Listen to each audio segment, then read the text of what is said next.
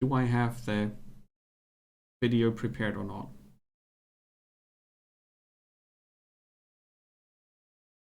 I'm not sure why this is not sorted by... I have twin mirrors here, but not the medium.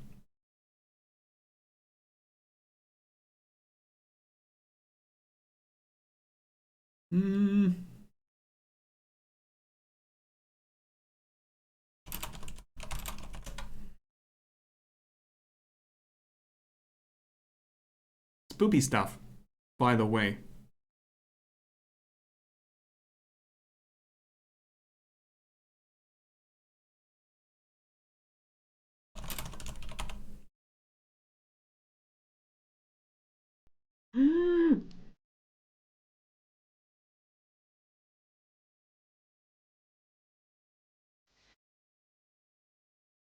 Too late to take it back.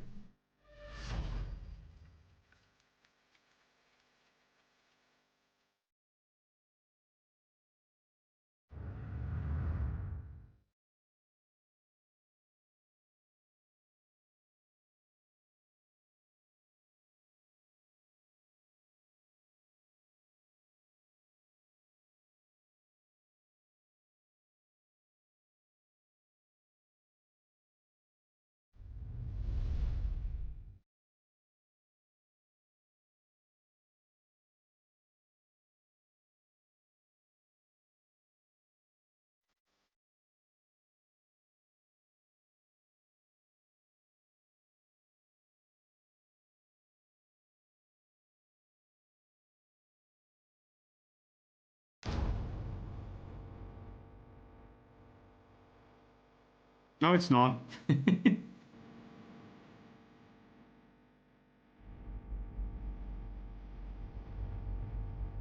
It's been delayed.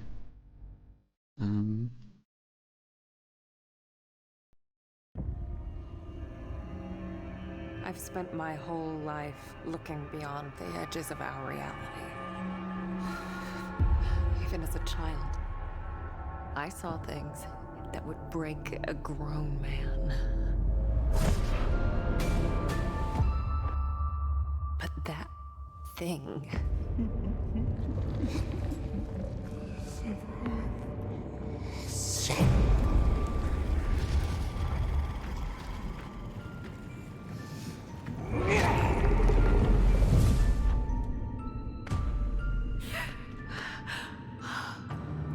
There you are. Thank God. Marianne! You're all right. I was so worried. Yeah. That thing almost got me. What the hell is it? It came from shame. From helplessness. From rage. I know you're here. I know what you're... It ate all of them, Marianne. All of my friends. I'm the only one left. Oh, it's okay. I'm here now. Special girl. No, no, I won't let it hurt you. I promise. no. Don't tell them. Don't tell anyone. Sadness! Why did you... bring things here?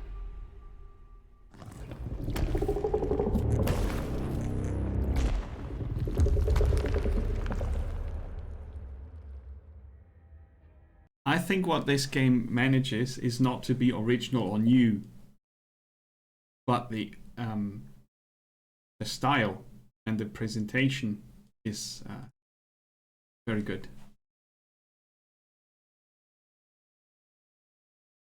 The graphics?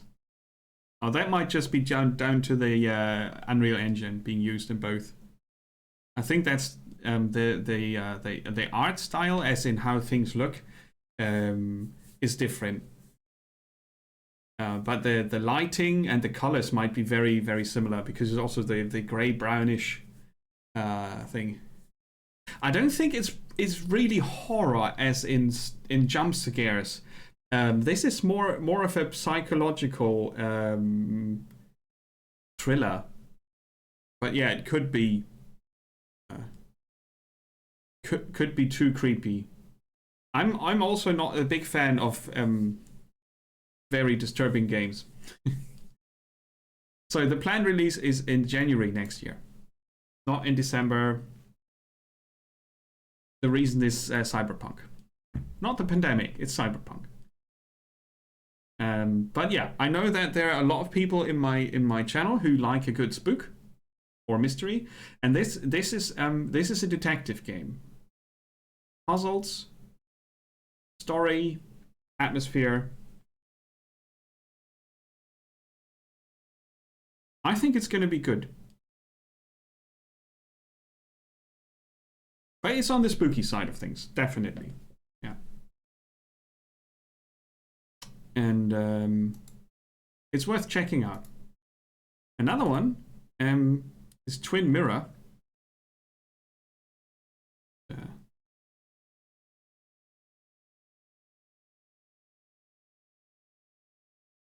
Peggy 16. Another story-driven adventure game. Or yeah.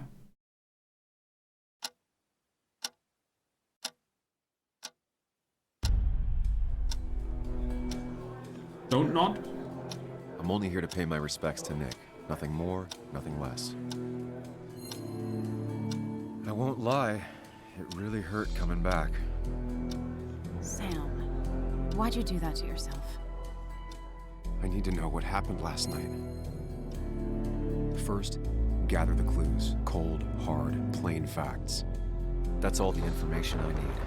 Time to put everything together. So, did you find anything? Things don't add up. It doesn't make sense. He wouldn't have just crashed. Answers. Good or bad, I need answers. And you always seem to angry up everyone's blood. What did I do? You left. Calm down. Breathe.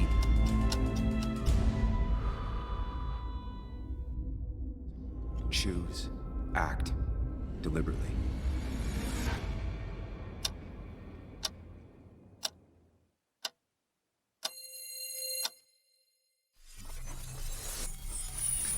So that is also a game about revealing a mystery. Yeah, it could be a movie. Both games are visual novel type. Well, visual novel is not the right word. But they are visually driven games that have a mystery detective sort of situation, and you as a player have the main role in solving that. So it hinges on you whether you solve the mystery or not. And Twin Mirror as well as The Medium are both games that split reality. In Twin Mirror's case, it's the mind of the protagonist, which is played by us. So we decide what he does. And he goes into his mind to figure out what happened. He's sort of memory loss or something is going on there. So that's where the mystery is in that one. And in The Medium, it's more along the lines of the protagonist. She can see a different world, like a ghost world or something. In the trailer, it looked like she can also communicate with that other side that she talked about. So the games are very similar, but then again, they're not. Twin Mirror is not about creepy horror creatures. It's more about psychological drama on the inside of the human mind. And it's probably going to be very intense. But both games are excelling at telling a story and delivering it visually with meaningful interaction and not just clicking A or B like in a visual novel. So it's not really a visual novel style. Do you mean it looks better graphics-wise, or do you mean you enjoy the kind of style more? Just out of curiosity. The type of games, spooky, graphics. Yeah, okay, fair enough.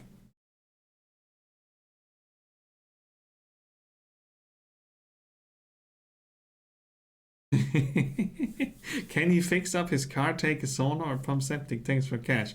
Well, Oxy, if you compare every game to my summer car, they will all lose, because my summer car is, as we all know, the one and only game.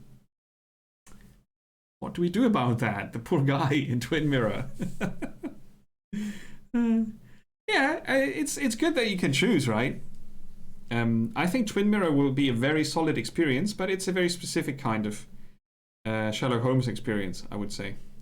But they know their stories, so it's gonna be decent. And I wanted to share these, at least these two. Then there, we're gonna go further down the story road.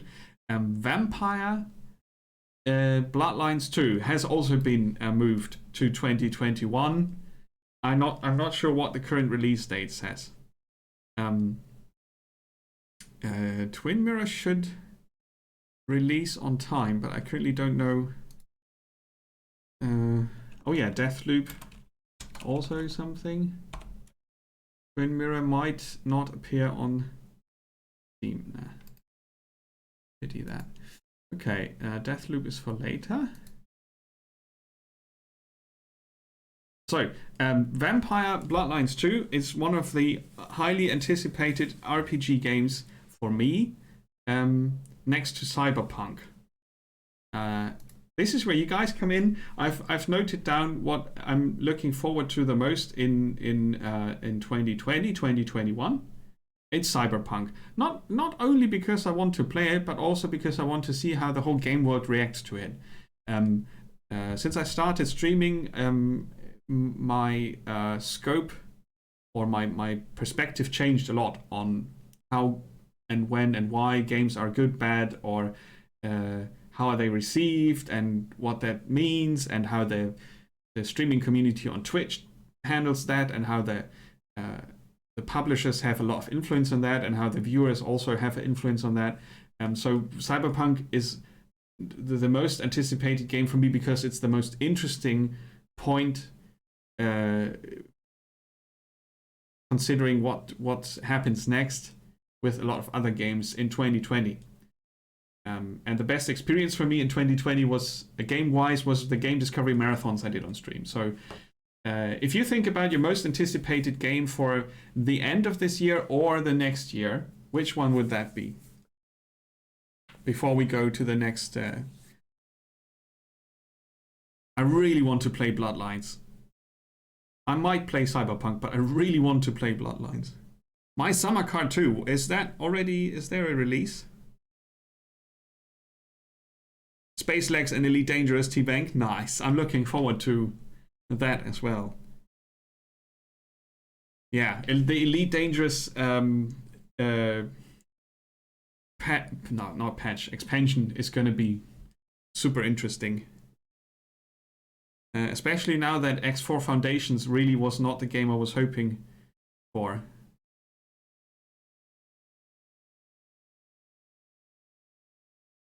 Bloodlines and Cyberpunk, yeah. Boring. I don't think it's boring. I think it might seem boring because they are getting so much attention. Cyberpunk much more than Bloodlines, by the way. I think Bloodlines is still a niche release, and Cyberpunk has become a mainstream release. They might end up being very similar in terms of story delivery. So the mega hyped super audience for Cyberpunk can only be disappointed. There's no other option for them. If you ask me, people can only be disappointed. There were more delays than they thought possible, and the hype is building up into the impossible. And the first voices are also coming through it's gonna crash. They're not gonna release it. It's gonna be bad. It has to be crap. Blah blah blah blah blah.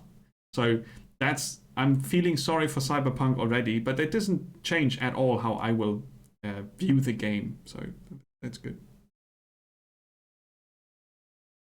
Atomic Heart, we'll look into that in a minute. Starfield. What's Starfield? Hey, T-Bang, no worries about that. I forget all the things all the time. It's just, what's Starfield?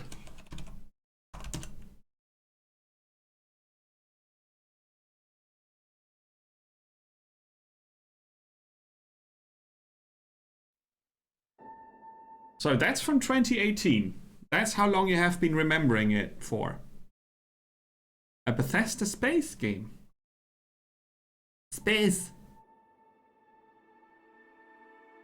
Space is always awesome. I shouldn't talk in funny voices, other streamers do that. Oh, Skull and Bones has been delayed. Oh, I didn't check up on Elden Ring. Good point. Beyond Good and Evil, yes.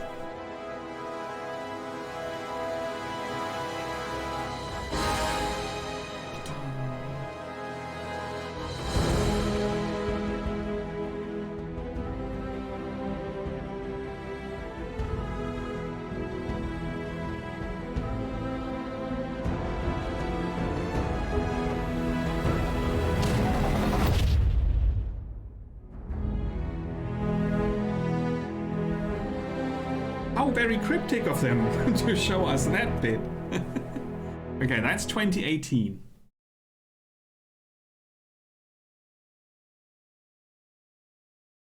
New walkthrough gameplay video PS5 by Jack Brody. He's probably gonna do horrible commentary.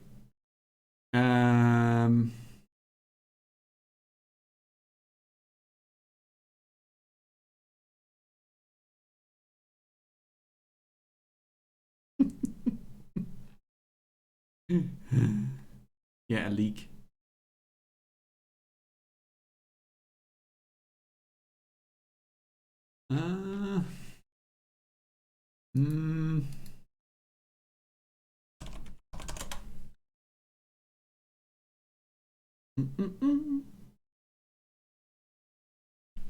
People on YouTube grasping for attention. It's spawning from hell, directly from hell. Watch a teaser. There's nothing else official. So they are being very hush-hush. It probably... there's a release date.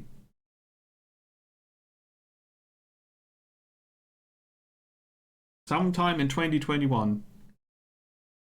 Oh. But since I haven't heard anything about Starfield, now I can put my feelers out and maybe find something viable. Other than, I played through it already, blah, blah, blah. Or some employee secretly leaked me alpha footage. Okay, cool. Cool. Will it work? It's Bethesda. It just works. Okay, with that out of the way, I think it's time that we let Bethesda make games again. Isn't it? I mean, haha, but, you know, it's just, nah. We have more interesting things to talk about than just repeating pointless things.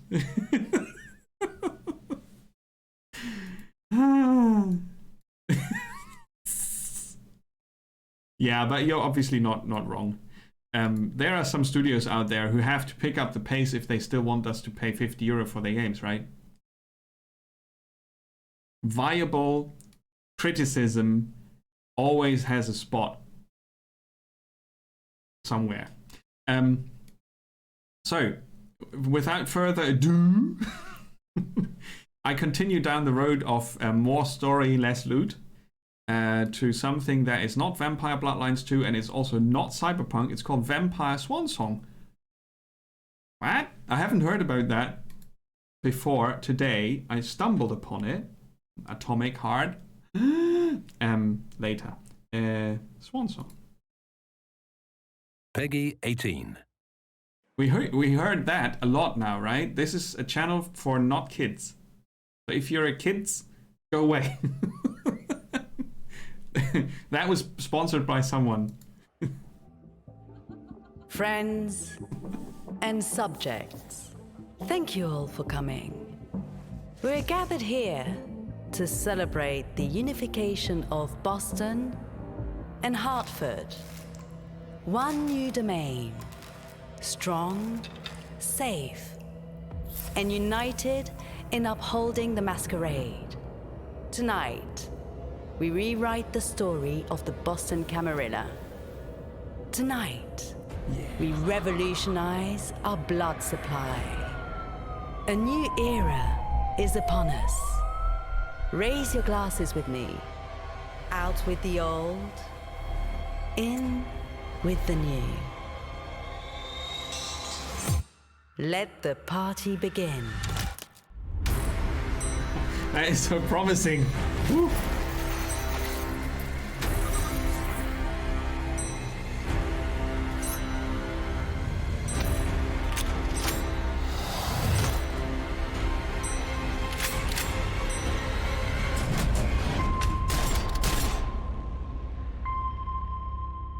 Whoops.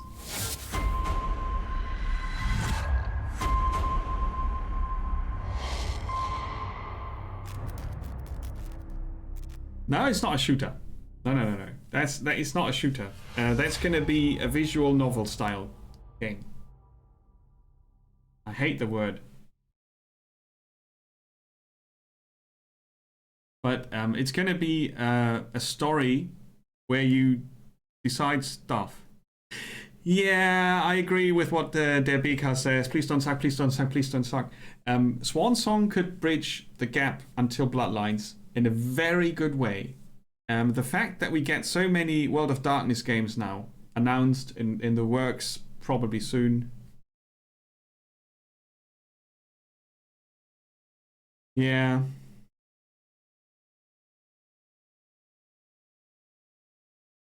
It's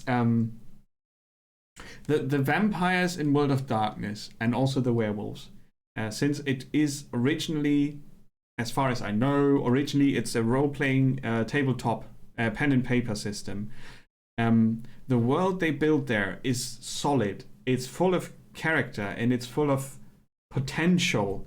And Vampire Bloodlines, the first game, was a very good, if buggy at release and never really finished, was a very good game to play on a PC that was not, was not complete crap. It was indeed very good. I haven't played Vampire, so that might also be an okay vampire experience, but World of Darkness vampires are so far the most interesting, awesome, exciting vampire stories. Have I think I stressed it enough. So I hope Vampire Swansong is going to be good. And obviously I want Vampire Bloodlines to be amazing. But there my expectations are probably too high. So that's where I have to be careful. It's like, oh no. Please be okay. Please be playable. Yeah. Vampire is okay. Second half is not so good. Okay, but I still should play it. Routine. Huh, okay. What kind of game is that? Good story, only passable game. Okay, I'll go for the story. World of Darkness, less story, more action, is Werewolf Apocalypse. And I've shown that in the last talk, but there's a new trailer. Newish. Peggy 18.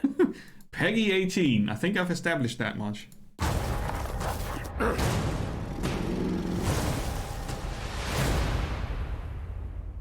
Notable is the same studio that does Swan Song.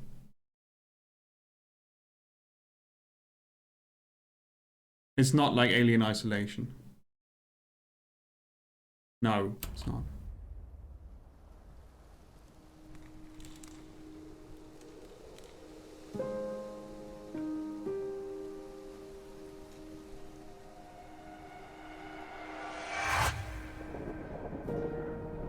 Our routine, okay.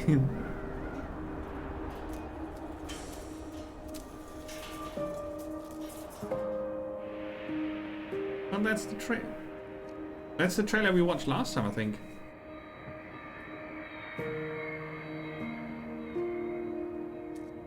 Mean. I thought it was a new one.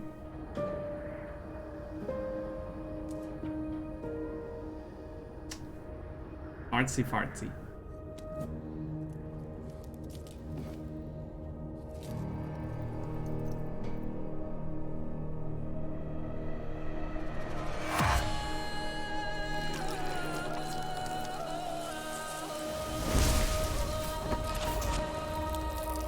Cool though.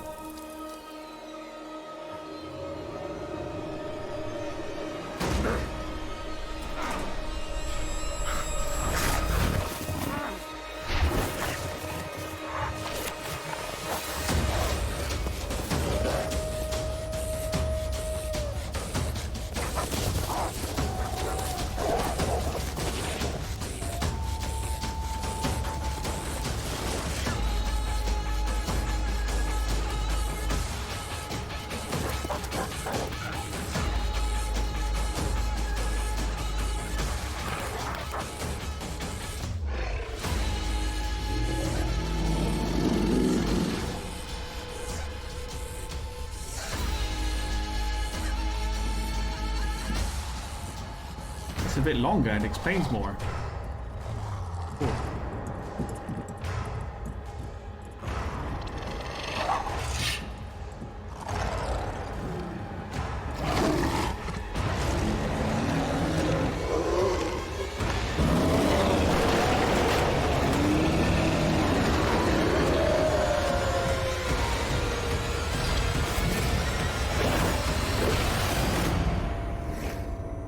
Sorta, kinda.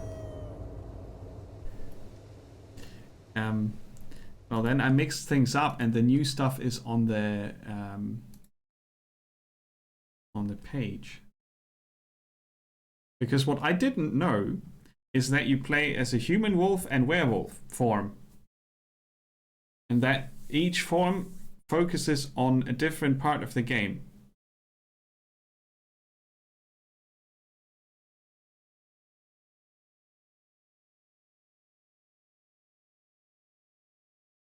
Maybe the wolves are just wolves. I'm not sure how they put it together in the end. But since it's the same not studio, the same publisher, it's all going to be World of Darkness based and will not deviate much from the story in the RPG and the rules. Oh, it says 1 hero, 3 forms. Okay, so you can take 3 forms.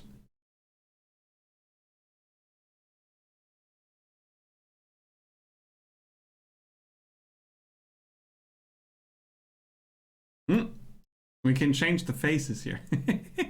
Kind of cool. So, this is a more action-focused game. Apparently, it has exploration, sneaky stuff in it also, and a bit of dialogue. But I think it's going to focus on the carnage, which is not the worst idea ever. I'm looking forward to it. I'm not sure what kind of game it's going to be really in the end, but Cyanide, they always do their own thing, so it's going to be different from what people expect, I think.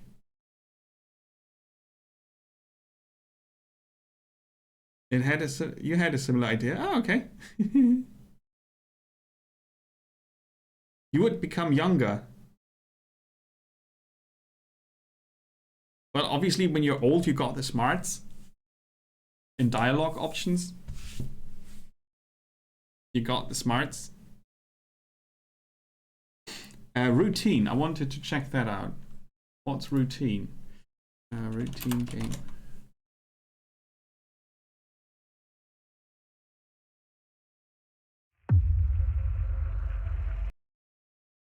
Updated 2014.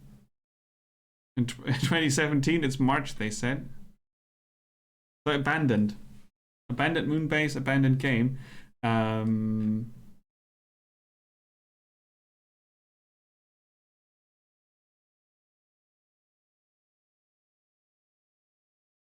Right? Wisdom is the word, the word of the day.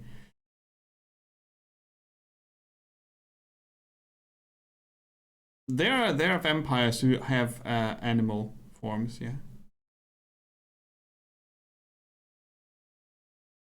I'm not sure if they decided to go World of Darkness and then deviate from what is possible in the pen and paper. But if they say, well, we had to decide.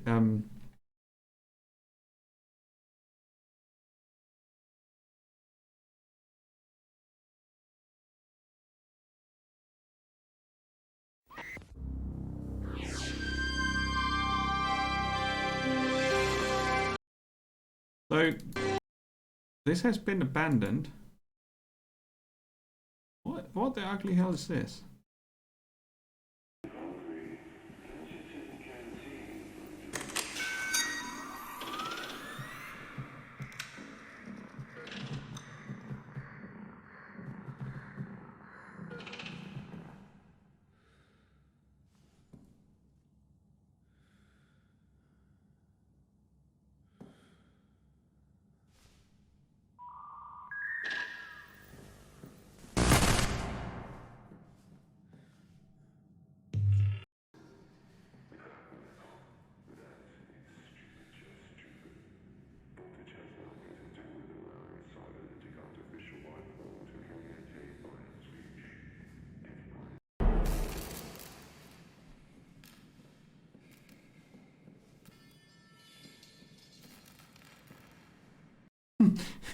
That's a video of someone trying to act scared in a game that they know too well.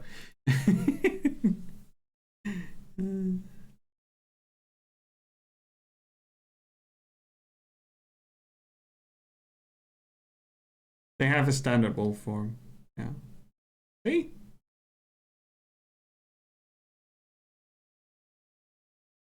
The war form is the one, yeah. That's the one the game will focus on.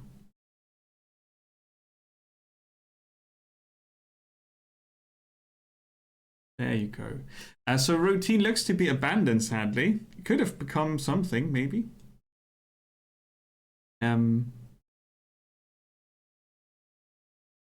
It awfully looked like a graphics filter was doing the retro part. Yeah. Yeah, maybe they are still working on it and just don't have a way of publishing since they tried Greenlight and Greenlight died. It's not easy to get published if you're either doing it yourself or find someone. Doing it yourself is hard. Finding someone is hard. So you never know. Keep your eye on it if you feel like that could be something you enjoy. So yeah, Werewolf Apocalypse will follow up the World of Darkness, but with more action focus. Right, we're gonna leave on Universum because it does not fit today's talk at all. We're gonna leave that out. I'm gonna put it into next year's talk when we check out Humankind, for example. Early next year, I'll do the next talk after Cyberpunk because reasons. Right, so we covered the list, right? We covered the list. Age of Empires 4, maybe not. And then what's new in shooters? And then we're gonna look at something that is called Witchfire. I have lost a lot of time today because I made the big mistake of reading the developer's blog, and it was very good. Never thought that would happen. So we also have to talk about Hellsinger, but first, so many things to talk about. Also dinosaurs. We should talk about dinosaurs as well. I'm gonna leave Shadow Warrior 3 just Far Cry 6, blah, blah, blah. Nothing new there. Oh yeah, Falconeer. I wanted to show you the shooter, the Huta Luta shooter. Yeah. So we're gonna check that out. Witchfire. And so we're gonna check out Witchfire, but I need to rush to the toilet real quick and be right back. Death is a jealous mistress.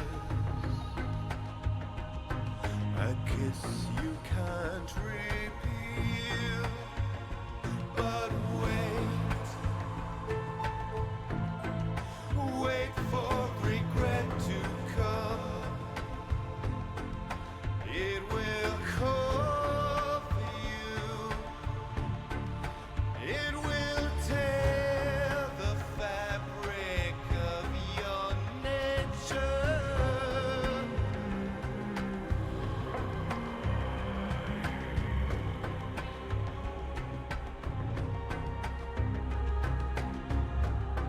I walk without a name.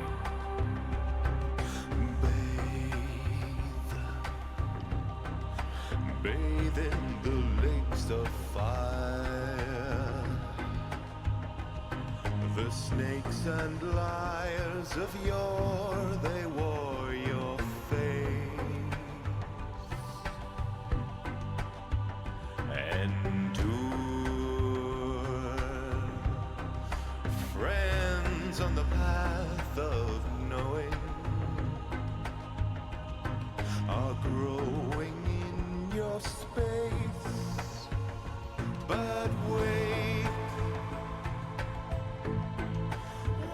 for regret to come. It will call for you. It will tear the fabric of your nature.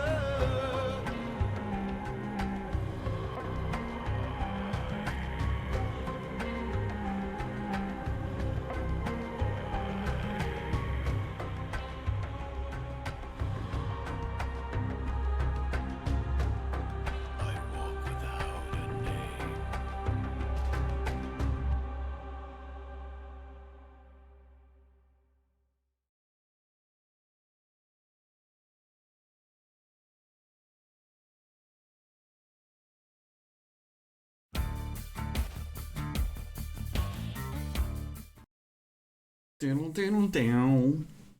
Stopping the song in the middle, I'm sorry about that.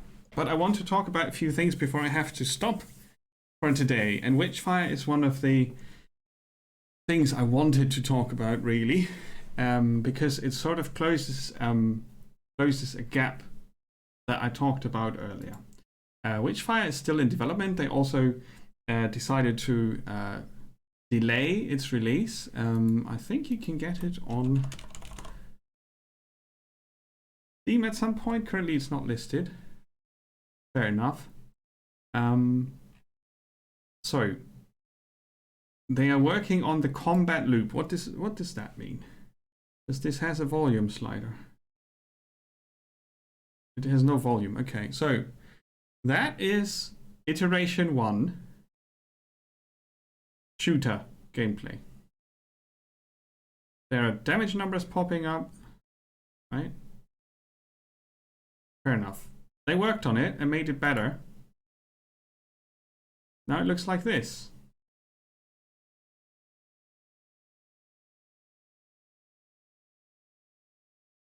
Sliding and ducking seems to be a thing. Yeah. And then they worked on it and made it better. Now it looks like this. We see that it's also about casting spells or using abilities there. Very, very, very many small things. And the article here talks about how they are very small things that they're working on to improve the experience. There's also a cinematic trailer. Witchfire game trailer. Mm.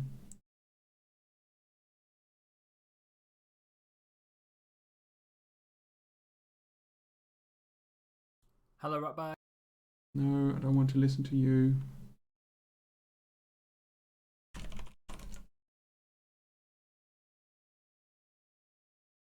So, the teaser is 2 years old. We shouldn't watch that, really. There's a Gamescom one. I thought I had one. Let's go to their YouTube channel. They are the people behind The Vanishing of Ethan Carter, right?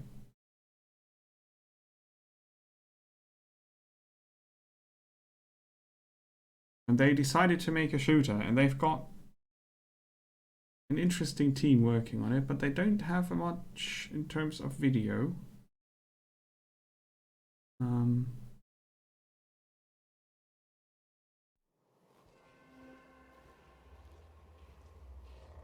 That's old teaser stuff.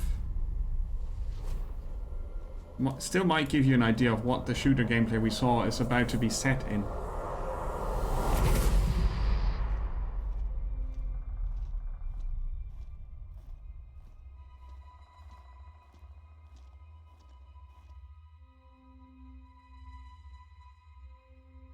So they know how to create environment.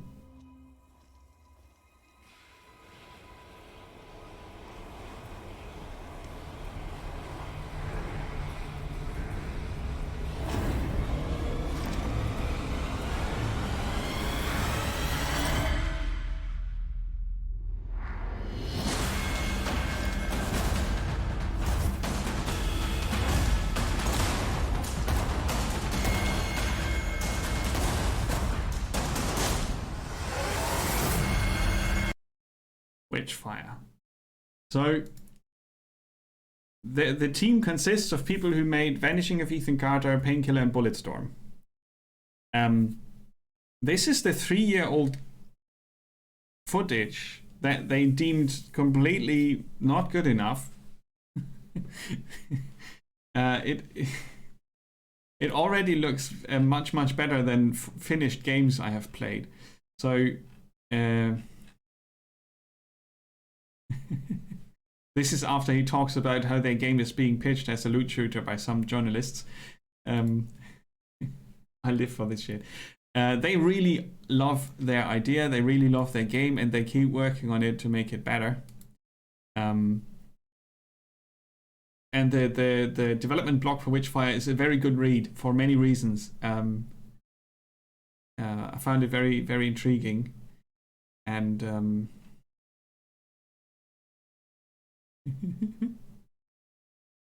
looter shooters. Is Witchfire a looter shooter? What do damage numbers and health bars do? So if you want to get into the mind of a game developer who has a critical view on how publishing and games are done today, I really recommend these guys. I'm gonna link that for you. There you go. Definitely worth reading if you're into, if you're into that. I think it's going to be a tremendously awesome game. It's going to be like a mix of Painkiller speed and Hexen sort of setting with spells and undead things and gunplay. So Painkiller but less silly. Painkiller's a bit silly, isn't it?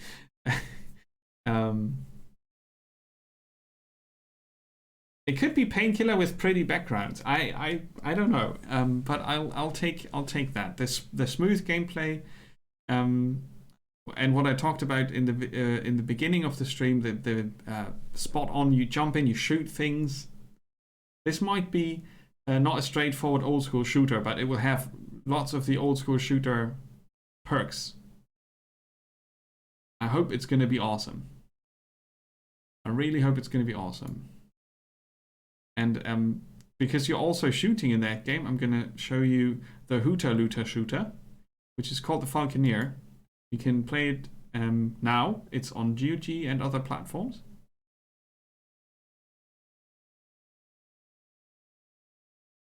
It's also on Steam. And I want to see a trailer. Did I save one? I think I did. Here.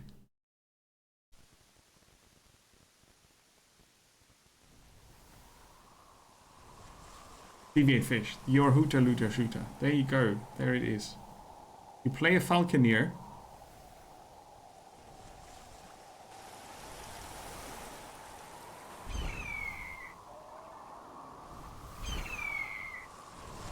You start in different areas as different. A Schluter! That's not an owl, I know, but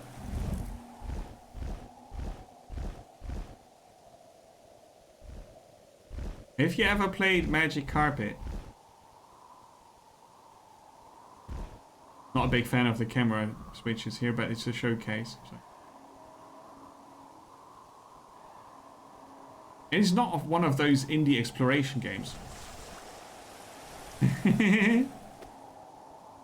Airsick, yes. It's one of the playing is different from watching moments, again.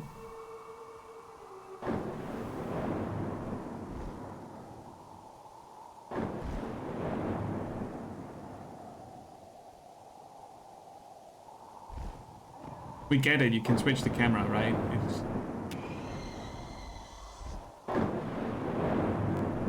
And there's crap weather.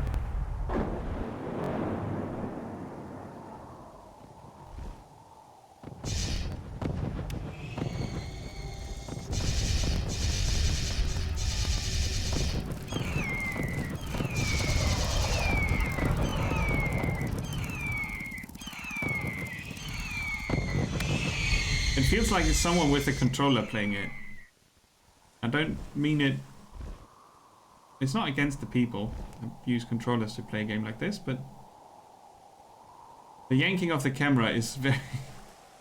very annoying. That's actually not the best gameplay video ever. Falconeer is a game about you being on a big-ass bird, shooting other people on big-ass birds and winning a war. So, let's try Steam. The Falconeer. We have non-Yankee camera gameplay. No, it's the same. If it's doing that in the game all the time, I'm not gonna play it. Now those origins are lost and their lives and memories are lost to battle. Sorry. But you can learn from them. Their memories soaring through the clouds above the seas. Let us find out what stories remain in these splintered fragments the currents have brought us.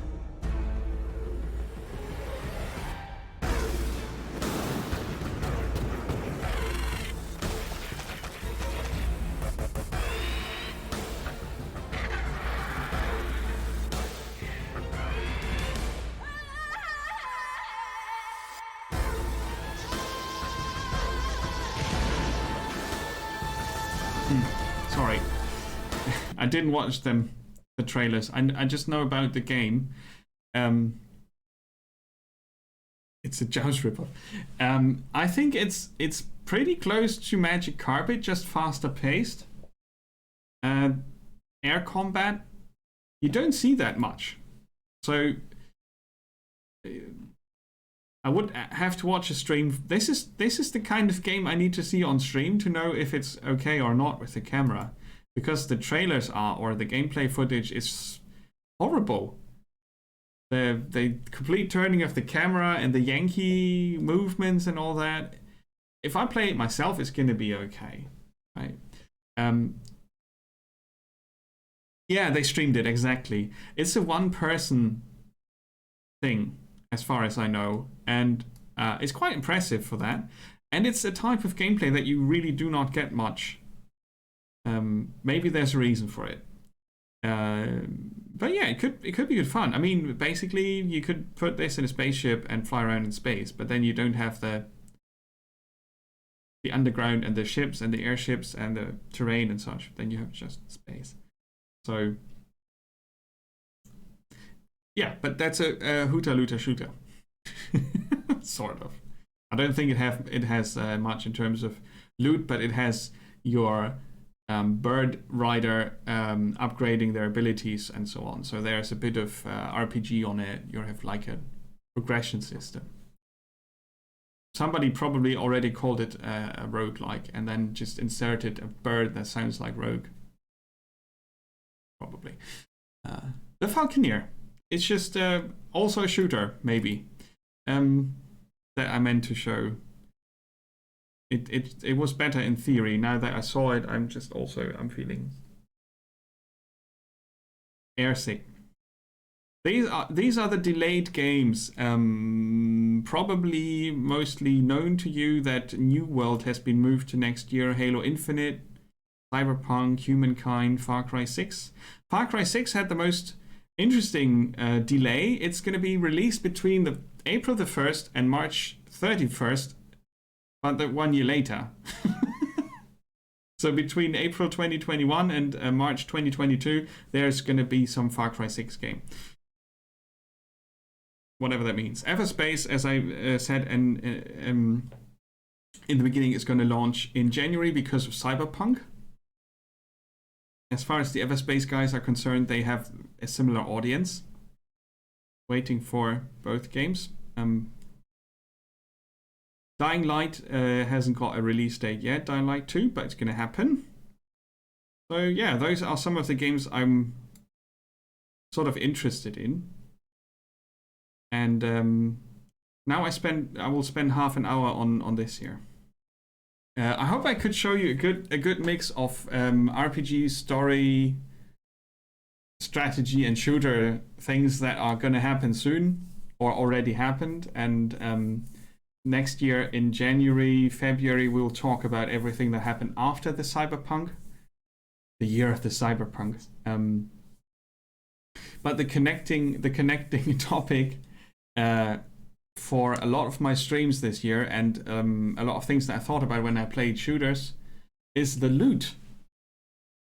We started with Godfall and Biomutant, and I did mention the Borderlands Season Pass 2. And the list I have here is Last Epoch, Path of Exile, Borderlands 3, and Godfall. So I should add Outriders to it.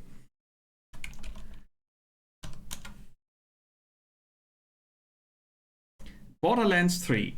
We can agree probably that's a looter shooter. It's a shooter game that's defined by the loot you find. Then we have Path of Exile, which is a game where a lot of the loot is completely without consequence. It has filter systems extra for that. It's an RPG, action RPG, but it's still defined by the loot. Not as much as you would think, considering how much loot you actually find in the game, that you need to filter it out. Deviate Fish asked, you did ask on another stream, right? Do they need to leave all the loot in the game? Or could they just remove it? And I think that's an interesting question that someone from the development team, Path of Exile, should answer. Because they could probably explain it. I'm not sure. I could just guess. My guess would be that it's engine-based.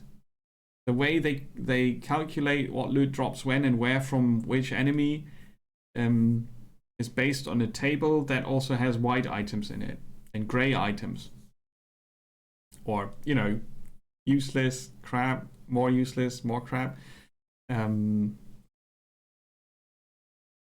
I don't actually know if it needs to be in it. Yeah, he did talk about it, huh? Cool. It's nice that they cover it. It's obviously a question. It's a huge constraint on performance, I guess. I guess so. Yeah. Oxy, you say the white items are necessary for crafting. But if you have an item that removes all the properties from another item, then you could just limit it to classes of items. They are working on reducing the item spam, and that's interesting. But yeah, crafting would be one reason why you could have them. Obviously, if you really need that, it's another question entirely. So Path of Exile is restricted by its loot at the same time. The same goes for Borderlands.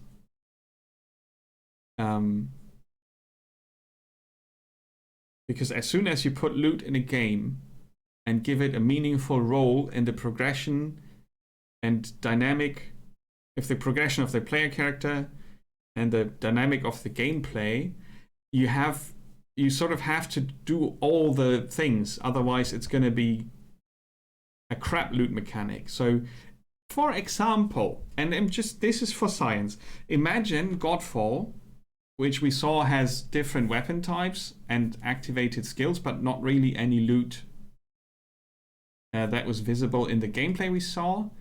There was a person in armor slashing with a sword, lots of tiny enemies that died real quick. And later on we saw they have 3 different attributes and there's loot that's common. So if Godfall, a game that is about flashy decapitation of lots of monsters, that looked very nice and smooth, if that gets a crap loot mechanic, like one that doesn't really work, it hinders gameplay dynamic, it obstructs the character progression, it destroys the dynamic of the gameplay, that's a crap loot mechanic. If Godfall has that just to be a looter, then they killed their own game. Similar for Outriders. Outriders seems to be a very cool world where you have different character classes. 4, that we go back to the 4. Hey, Mikhails, good evening. 4 different character classes so far, unless they make an expansion, and they have different skills and they have different weapons. And if you then put, just because it's loot, different rarities and numbers on items, and then one outcome is it's badly balanced. Another outcome is it's made pointless because there are only 4 items, one for each class that's going to be the best item, and it's not going to be a question. Then the whole reason to have loot in is null, is 0.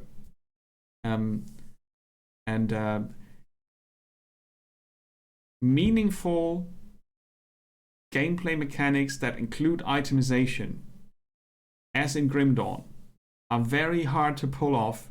And as you can see, if you follow Grim Dawn's development notes, the hardest work and the longest hours they put in, 100%, is the balancing of the items. I think since I started playing Grim Dawn, they did 2 complete overhauls of the item balancing in Grim Dawn, because over the development of the base game and then later on with the expansions, they kept adding content and classes and mechanics that made it necessary to completely go through that insanely long list of stuff. Insane. But up to date, I would say that Grim Dawn still is one of the best loot-based games. Meaningful item drops, lots of variety in terms of which items you can use. Of course, there's still the faith, the religious belief in the best item in slot. But what people forget to mention is that it's always the best item in slot for the person playing. Or you would have to add the best item in the slot if you do exactly this build that I play here with exactly these items, exactly the way I play it. And then this one number is the best number. But yeah, I let people believe what they want to believe. So Grim Dawn offers a lot of variety with the loot it offers. So on a scale of how much loot you get thrown at you and how much of that you can actually also use, Grim Dawn is pretty good in in how it does handle that. Godfall and Outriders are upcoming games that scratch the loot topic a bit. It's a pitfall, right? That's why I put the one mechanic to control them all in there. There are other games that take the loot mechanic and try to do something meaningful with it, ending up with a system that is not really enjoyable. In Path of Exile, it depends on the player. If you are a beginner player, as in it's your first action role-playing game, and you don't know about loot filters, you might think it's a stupid game that has way too much loot in it, and it doesn't really make sense. They work on it. They it took them forever to make it known that there are loot filters and that they integrated it into their game and so on. So Path of Exile, it has a big community, right? It's just, if you imagine you are someone who is not playing only that one genre, or is not only spending their time on that one game, it might be hard to explain that all the crap loot is only there so you can get rid of it. How is that meaningful? How is that making sense? And I think in Path of Exile it's borderline. It sort of makes sense when you play it, and if you use loot filters, you sort of end up getting it and also removing most of it. So yes, but no. And Borderlands 3, now that I maxed a character, as in I have reached the maximum level, Borderlands 3 goes very close to what Diablo 3 does in terms of loot. But, and that's a very important but, it's not only legendary items that make sense in Borderlands, but you do look for that one item that is perfect for your build a lot. Making a lot of the loot that you find before very, very pointless, but there are still rare loot drops that are not unique loot drops, that are really cool. And then they take a step which I feel is artificial in stretching the game.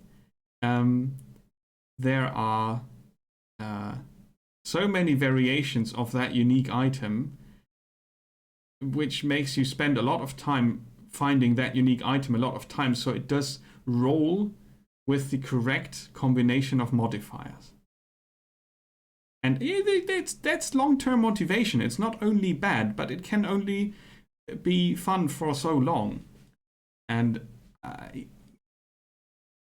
I sort of hope that less games will go for randomized loot if they don't really do anything with it. In terms of Borderlands, it's about the guns, so you know it works.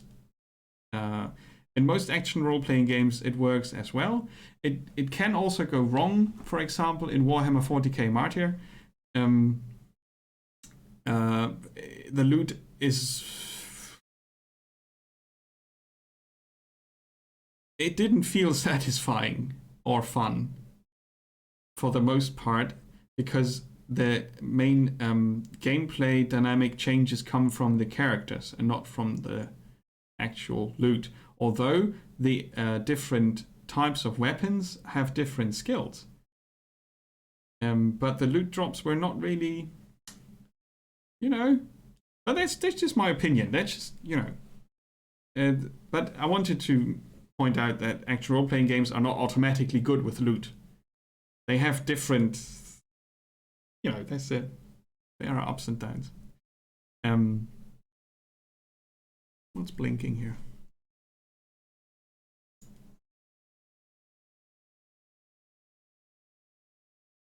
Yeah, Path of Exile is a stupid game with way too much loot in it.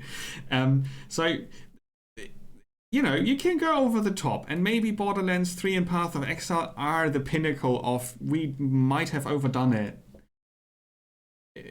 when I played Borderlands 3 with my character, I've on the maximum level, and then I have something similar to the Diablo 3 Torment system.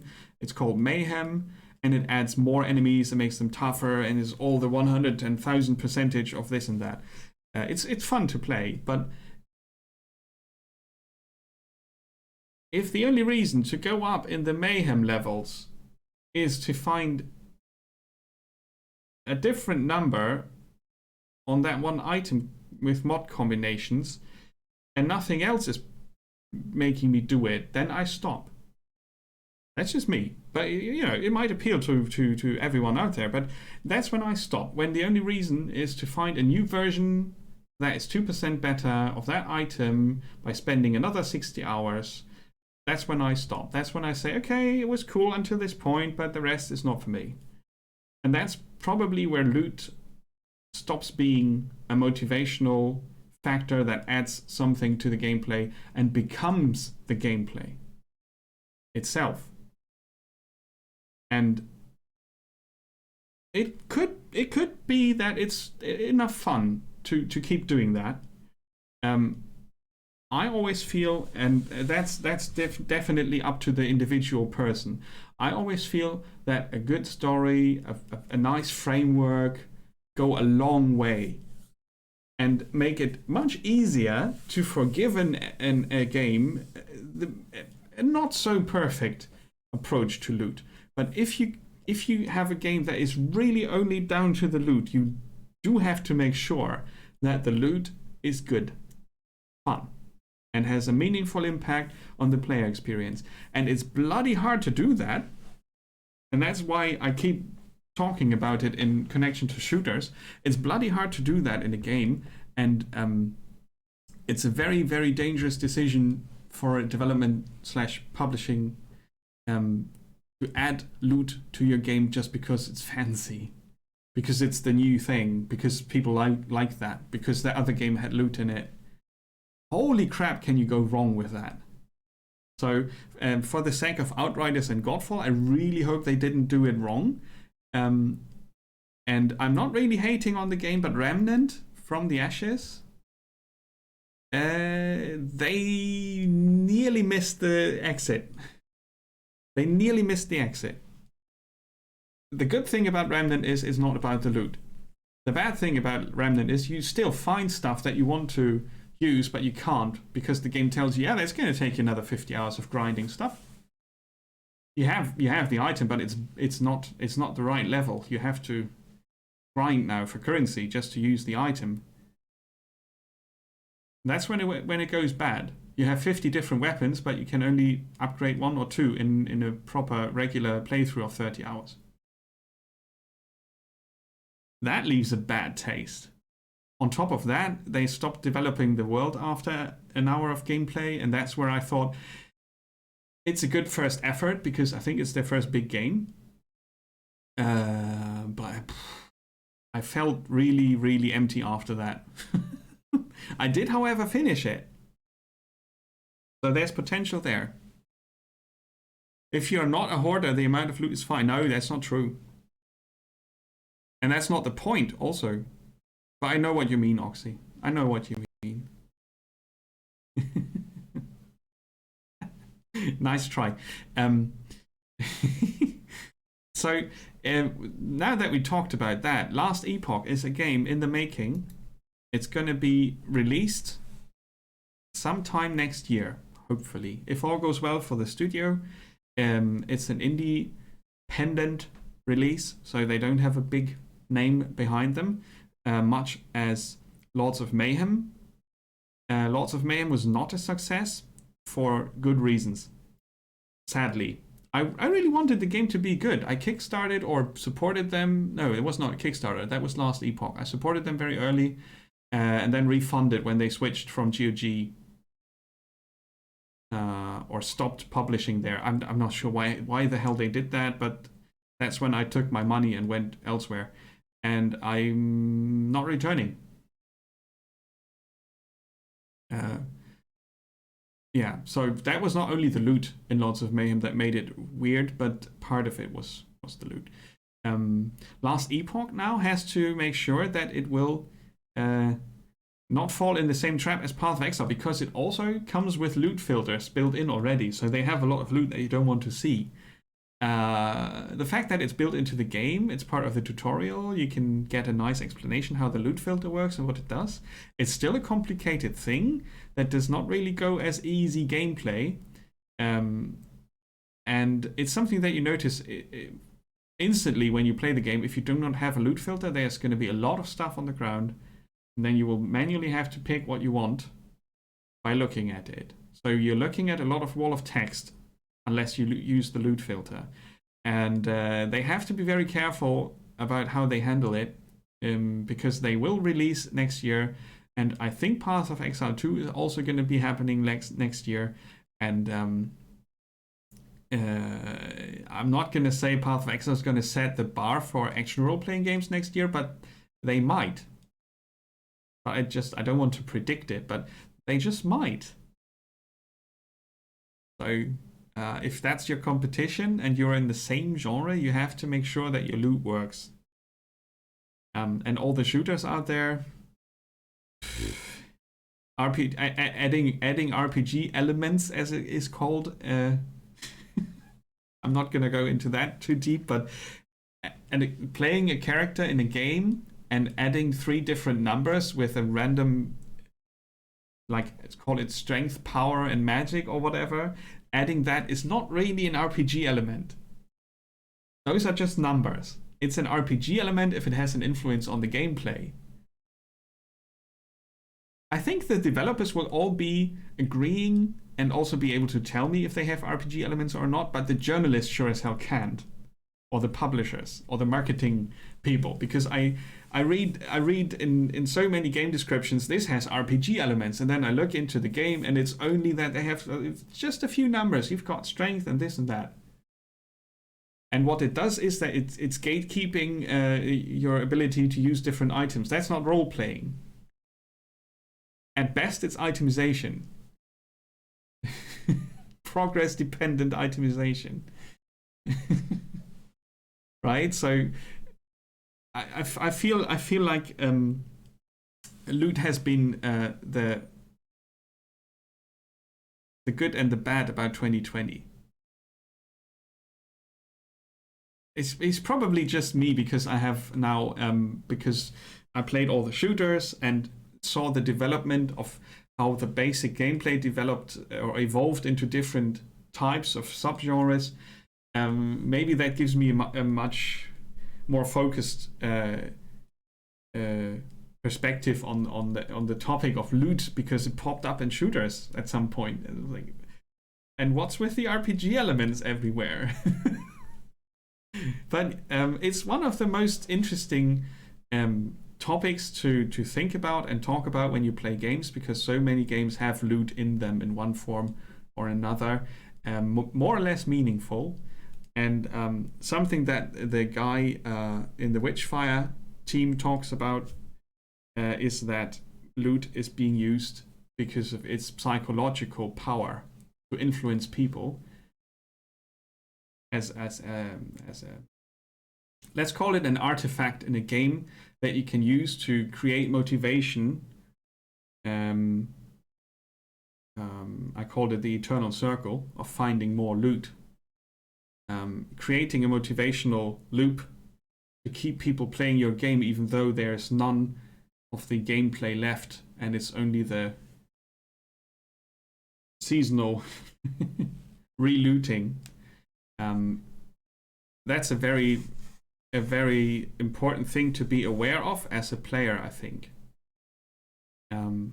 Especially when microtransactions are involved in games. And that's the dark side of the loot.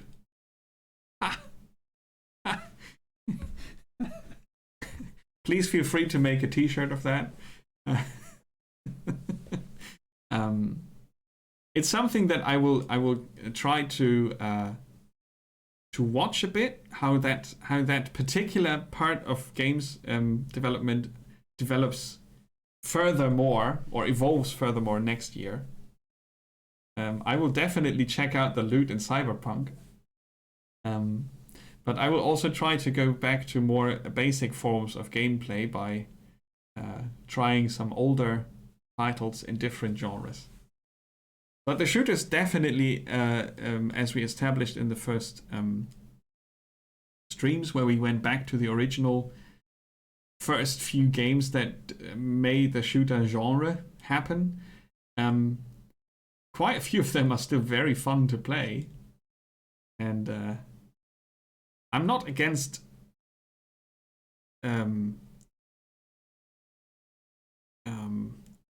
RPG elements or you know, dynamically evolving PC or console games, but I become at different points really. Sometimes a game I play for 5 minutes and then I think, wait, what is the game trying to pull here? And other games, it's 400 hours later where I think, okay, that's what you do. It's a very interesting topic, and it's one of the things that I like to check out, because it's one of the big motivational factors in games. There are other things that motivate people to keep playing. Of course, there are also games where it's not necessary because it's a very closed circle, a very, you know, like Outriders says, it's going to be out of the box, a complete experience. There's no microtransactions, DLCs, and whatnot. It's just Outriders. It's very, very neat. Because if every game is a service game and every game needs mechanics that keep people going for that own, you know, for that one game, then more and more games will use loot because it works as a motivational mechanic, like a perpetually spinning thing. There are other things that work, but in service games where there's always new content, you don't get...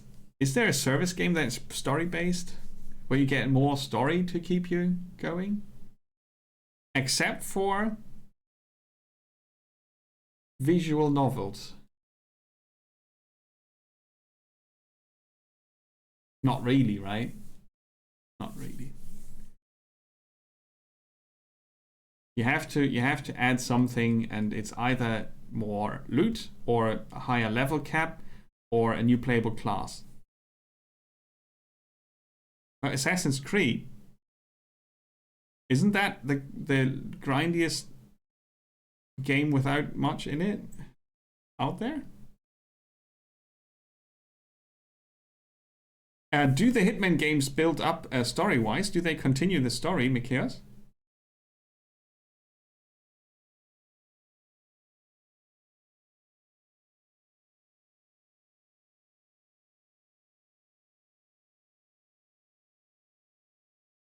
I'm not really sure how loot works in Assassin's Creed, because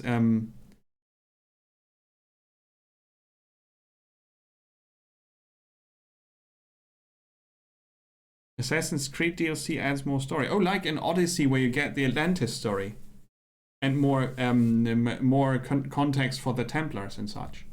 Correct. I was just thinking of here's a funky horse, and there's a legendary dagger that you get only with this pre-order. But I don't really know how the loot works in Assassin's Creed. Is it, you know, do you find legendary items that are randomized with the numbers? No, you find upgrades, right? And it's like a rare version of the sword, and it has more power, but it's not 50 different versions of that rare sword with more power. It's one version. You upgrade. Because I only played 1 and 2, and there you go to your blacksmith and pay him money, so he puts 1 more damage point on your sword. Because it's from Spain. It's that sword from Spain.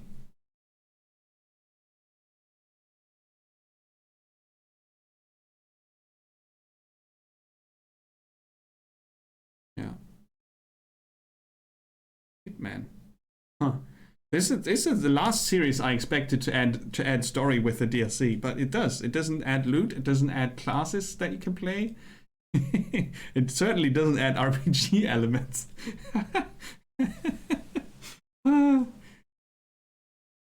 Hitman is a very special series that I never really touched. I need to change that. I think it might be something interesting. Yeah. Okay. But yeah, I will stop with my ramblings about loot. I just thought it was something that I wanted to share with you because it is so interesting to see what studios of the Path of Exile is an indie free-to-play that came out of nowhere, and it's one of the most influential games when it comes to loot. Even though, as Beka pointed out, it's probably not really good with the amount of loot it presents you with. It came up with another interesting way of propelling you forward. But loot is still a big part of it. And then you have Borderlands, and just it's all around us. It's not the force, but it's similar.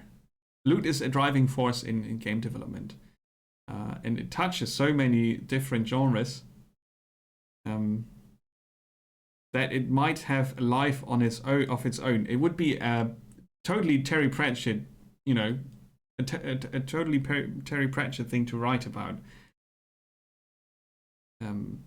This time it's not the supermarket cards that come alive, but it's the loot items. Maybe even the loot item categories. He would totally write about that.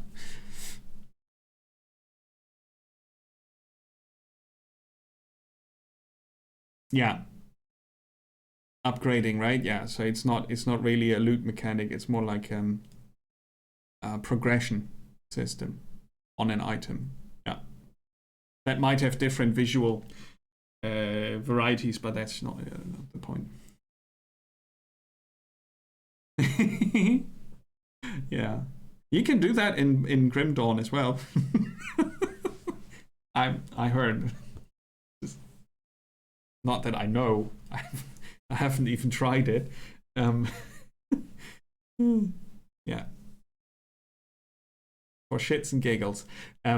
So there are many other mechanics or parts of game development that we could talk about that are as meaningful and interesting as loot, but I think loot is the one that sticks to me because I'm a big fan of Diablo-like games and Doom-like games and Rogue-like games. So they all touch the topic in some way. Others started it, and then others again never had it, but their descendants happened upon the loot. It's a game mechanic I enjoy for the most part, and I'm afraid that it will be taken out of the fun bin and put into the crap bin where it's only about manipulating people into paying more money and spending more time. And I'm not talking about accidentally manipulating me by making a cool game. I mean with a plan, with deception in mind. Anyway, I hope you will find a most anticipated game for this or next year. If you don't have one yet, you better start picking. I'll put this with all the video links and such, and the missing release dates. I haven't found one for Halo. I'll put this on the Discord. Last time I just linked the highlight with a list of things we talked about, and this time I'll link that and this here, so you can click on Godfall and find the video. You finished Diablo 2 on a white cracked shortbow. See, I'm not the only insane person in the chat. That's good. Charms are cheating. Nice. That's probably is probably for the breaking of games, right? If you find a loot-based game, you have to find a way to break it. And I'm going again back to the article I linked earlier by the dude from Witchfire.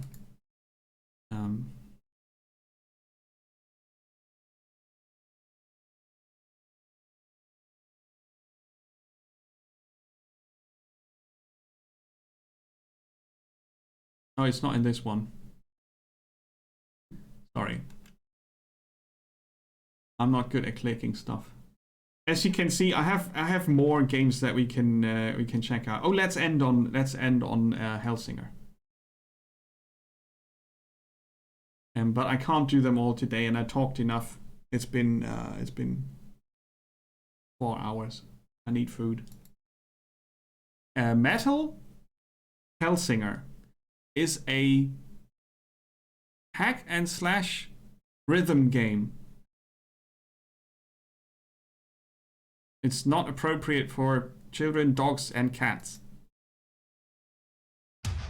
You ever wonder how it all ends? What if it ended with a song?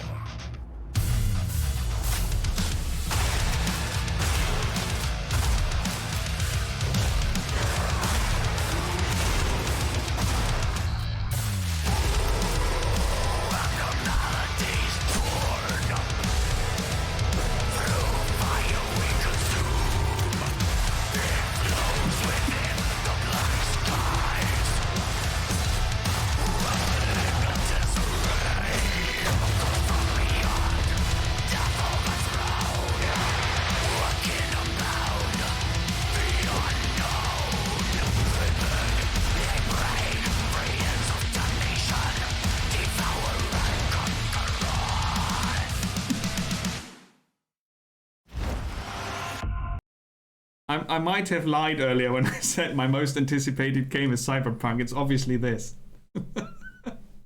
Very, very big names here. Trivium, Dark Tranquillity, Soilwork, Arch Enemy, and more.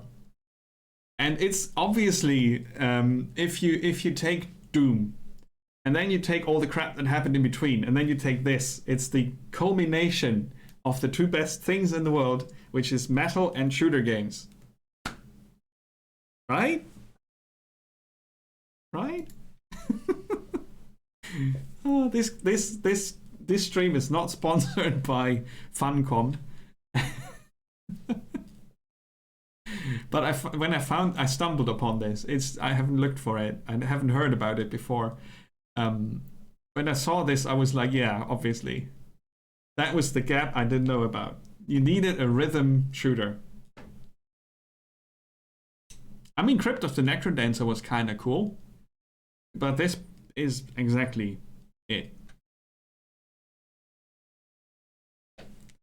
Metal Hellsinger. Wishlist Steam. That's all you need to do for this Sunday. I will now bid you farewell and leave you with my ramblings in your mind, and thank you for listening and watching. I hope you found out about at least one game today that you didn't hear about before, or found very interesting or confusing. And just because it's in my list, you should definitely check out the new videos for Industria, because they are now working with NVIDIA, and it's going to be a very pretty Cold War alternate history exploration shooter game set in Germany. Berlin, to be precise. Then Postal 4, No Regrets. A comedy sarcasm take on what Postal 4 talks about. Just watch it. I can't explain it. And then there's a new gameplay video for Atomic Heart. Atomic Heart not yet announced for release. I hope it's going to be next year. I watched that gameplay video. It was insane. It was completely insane. They are doing something very unique there. People call it the Russian BioShock, and that is so far away from what it is. It's just. And then there's Second Extinction, Peggy 18. Peggy 18. I'm gonna say something that is probably not gonna be good for the for making noise for this, but no, I'll leave it out. It's about dinosaurs. It's about dinosaurs, and I'll put these two in chat so you can bookmark them.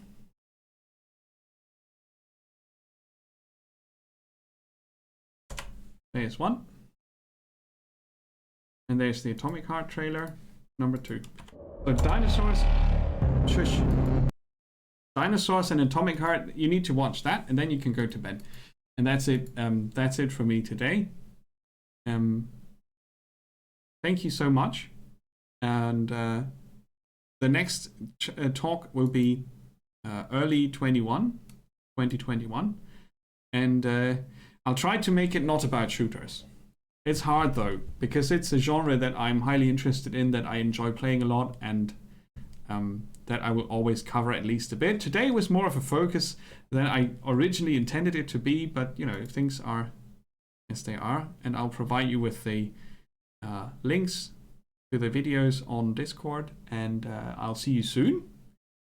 Hopefully, I'll be back on Wednesday with The Witcher 2 on Thursday, Last Epoch on Wednesday, and I'm not sure yet about Friday, but next Saturday we'll have a look at Stellaris, and I have a hunch that we might check out one of the community challenges. And yeah, nah, not yet. On Sunday. But yeah, thank you again, and see you very soon. Ahoy, take care.